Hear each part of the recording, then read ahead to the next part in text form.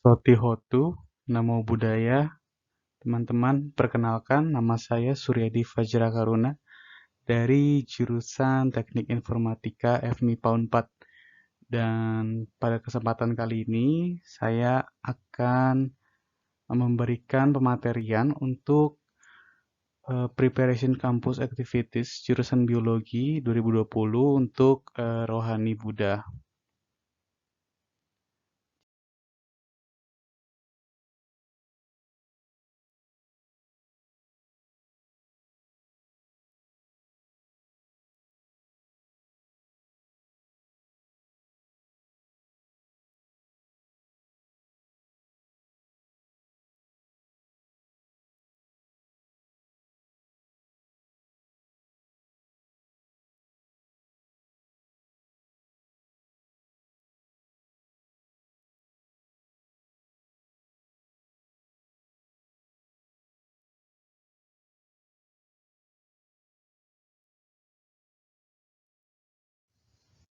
Mari kita membaca Parita Wandana bersama-sama. Namo tassa bhagavato arahato sama sambuddhassa. Namo tassa bhagavato arahato sama sambuddhassa. Namo tassa bhagavato arahato sama sambuddhassa. Terpujilah Sang Bhagawa yang Maha Suci yang telah mencapai penerangan sempurna. Terpujilah Sang Bhagawa yang Maha Suci yang telah mencapai penerangan sempurna. Terpujilah Sang Bhagawa yang Maha Suci yang telah mencapai penerangan sempurna. Selanjutnya, mari kita memanjatkan 3 perlindungan. Buddhang saranang gacchami, Dhammang saranang gacchami, Sanghang saranang gacchami. Aku berlindung kepada Buddha, aku berlindung kepada Dhamma, aku berlindung kepada Sangha. Dutiyampi Buddhang saranang gacchami, Dutiyampi Dhammang saranang gacchami, Dutiyampi Sanghang saranang gacchami. Untuk kedua kalinya aku berlindung kepada Buddha. Untuk kedua kalinya aku berlindung kepada Dhamma. Untuk kedua kalinya aku berlindung kepada Sangha. Tatyampi Buddhang saranang gacchami, Tatyampi Dhammang saranang gacchami, Tatyampi Sanghang saranang gacchami. Untuk ketiga kalinya aku berlindung kepada Buddha. Untuk ketiga kalinya aku berlindung kepada Dhamma. Untuk ketiga kalinya aku berlindung kepada Sangha. Sabe sata bawantu sugitata. Semoga semua makhluk hidup berbahagia. Sadu, sadu, sadu.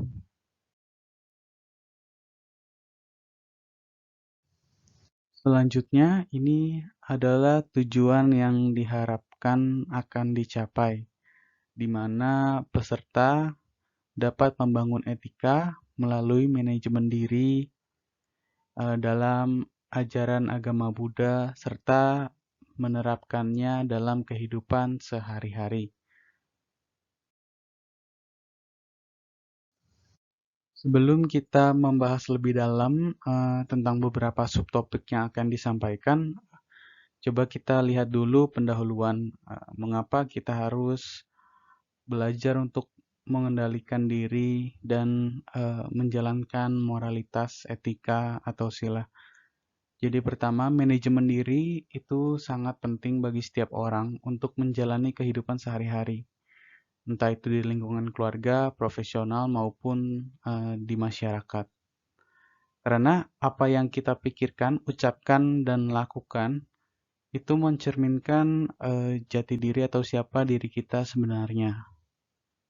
Dan untuk manajemen diri dapat membangun etika dan moralitas atau sila. Jadi manfaat pengendalian atau manajemen diri itu kita dapat membangun etika atau menjalankan sila yang sesuai dengan ajaran Buddha. Dan menjalankan sila itu sendiri akan memberikan manfaat yang besar bagi kehidupan kita.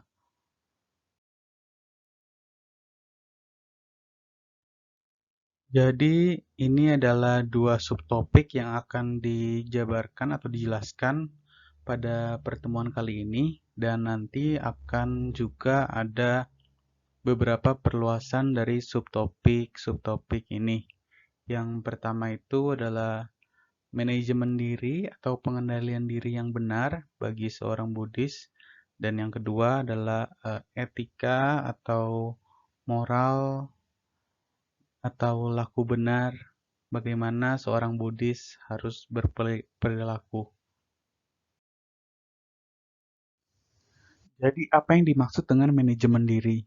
Nah, manajemen diri ini pada dasarnya adalah pengendalian diri terhadap pikiran, ucapan, dan badan jasmani untuk melakukan hal-hal yang benar dan menghindari hal-hal yang keliru. Dari pengendalian diri ini akan atau mengharuskan kita untuk memiliki keselarasan dan konsistensi antara pikiran, ucapan, dan badan jasmani. Sehingga apa yang dipikirkan sama dan sejalan dengan apa yang diucapkan dan yang diperbuat oleh badan jasmani. Nah, untuk memiliki pikiran, ucapan, dan perbuatan yang benar, itu pertama harus didahului oleh memiliki pengertian yang benar. Jadi, dimulai dari pengertian benar, maka diharapkan dapat memunculkan pikiran benar yang mendorong kepada munculnya ucapan benar, dan akhirnya perbuatan badan jasmani yang benar pula.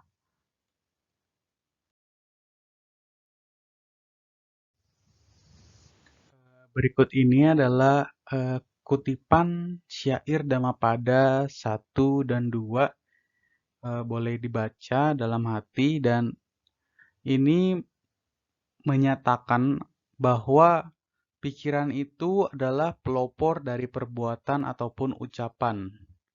Jadi, pikiran yang terkendali akan lebih mudah untuk menyadari dan mengendalikan perbuatan melalui ucapan dan badan jasmani. Jadi tidak mengherankan jika Buddha memberi perhatian yang begitu besar terhadap pengendalian pikiran melalui praktik meditasi. Kendali penuh memungkinkan berkembangnya pikiran yang benar sehingga mendorong ucapan dan perbuatan badan jasmani yang benar pula.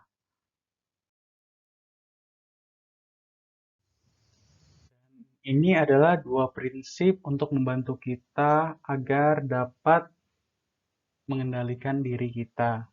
Yang pertama adalah hiri, yaitu perasaan malu untuk melakukan perbuatan keliru.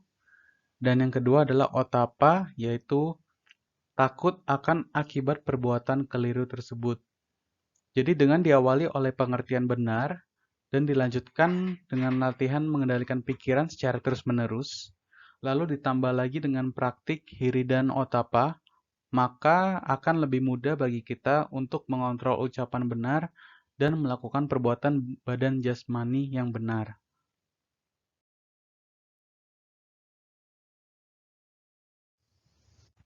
Lalu ini untuk subtopik kedua, yaitu laku benar seorang Buddhis. Nah, jadi umat Buddhis selalu berpegang erat dengan yang namanya Pancasila Buddhis. Ini untuk melatih sila dalam kehidupan sehari-hari. Jadi Pancasila Buddhis itu terdiri dari 5 sila atau 5 aturan moral, yaitu menghindari pembunuhan makhluk hidup, menghindari pencurian barang yang tidak diberikan, menghindari perbuatan asusila, menghindari ucapan tidak benar, dan menghindari diri dari minuman keras atau barang madat yang dapat melemahkan kesadaran. Jadi setiap 5 aturan ini tentu memiliki kondisi di mana aturan ini bisa dibilang dilanggar. Untuk sila pertama yaitu menghindari pembunuhan makhluk hidup. Kondisinya itu yang pertama ada makhluk hidup, lalu mengetahui bahwa makhluk itu masih hidup, lalu berniat untuk membunuh makhluk tersebut, lalu melakukan usaha untuk membunuh, dan makhluk tersebut mati karena usaha itu. Lalu untuk yang sila kedua yaitu menghindari pencurian atau pengambilan barang yang tidak diberikan. Kondisinya di antara lain ada barang milik orang lain, lalu mengetahui bahwa barang itu ada pemiliknya, berniat untuk mencurinya, melakukan usaha untuk mengambilnya, dan berhasil mengambil melalui usaha itu.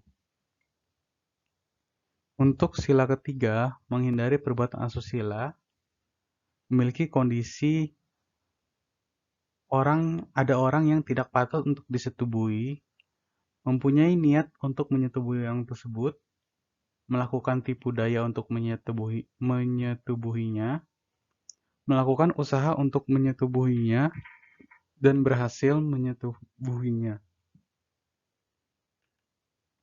Dan perluasan dari sila ini yaitu ada berzina, lalu berciuman yang disertai nafsu, serta menyenggol, mencolek, meraba, dan sejenisnya yang disertai dengan nafsu.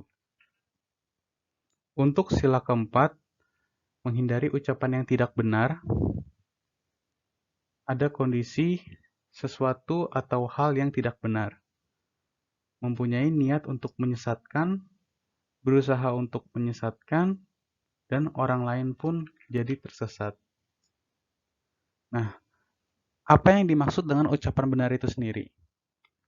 Yang dimaksud dengan ucapan benar itu memiliki beberapa kriteria, seperti ucapan itu tepat pada waktunya, ucapan itu sesuai kebenaran, ucapan itu lembut, ucapan itu bermanfaat, dan ucapan itu penuh dengan cinta kasih. Untuk sila terakhir, sila kelima, menghindari minum-minuman keras atau barang madat yang dapat melemahkan kesadaran. Kondisinya adalah ada sesuatu yang merupakan sura, merayah, atau majah, yaitu sesuatu yang membuat nekat, mabuk, tidak sadarkan diri, yang menjadi dasar dari kelengahan dan kecerobohan. Lalu dua, ada niat untuk meminum atau menggunakannya. Ketiga, aksi meminum atau menggunakannya. Keempat, timbul gejala-gejala mabuk atau tidak sadar. Lalu yang kelima, mabuk atau kehilangan kesadaran.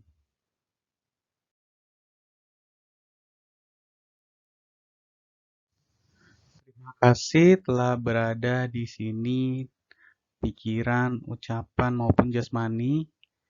Dan nanti kita akan bertemu hari Sabtu. Semoga semua makhluk hidup berbahagia. Sadu, sadu, sadu.